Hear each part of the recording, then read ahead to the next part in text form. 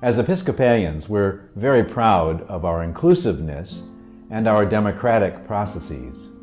The Episcopal Church welcomes you. That's our slogan.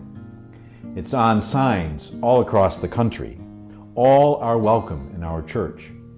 Former presiding Bishop Edmund Browning once said, "There shall be no outcasts.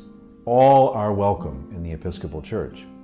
And we're also very proud that any member of our congregation can speak up at any meeting and can vote in the election of a vestry. But inclusiveness and democratic process are not church values. They're cultural values, and they fall short of what we hope for in the church.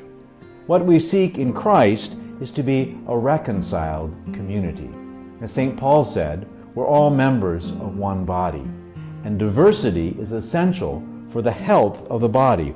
All the parts are necessary for the body's healthy functioning. Diversity and reconciliation are not the opposite, but are required for one another. We reconcile across differences. We may not all agree, and yet we are one in Christ. Not because we're the same, but because we all belong to Christ. At our best, our faith communities are made up of all sorts and conditions of people, cutting across race and class lines, finding place for the very young and the very old. The tensions between these groups may be very much in evidence, but we come together at the table as a reconciled community.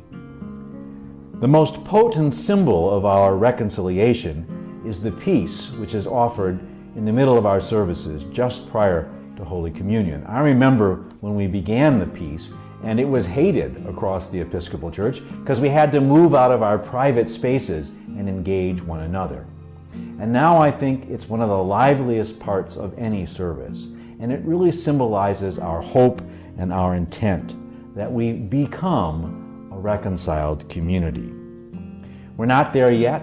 We have lots of work to do. But in our hopes and in our true selves, we are a reconciled community.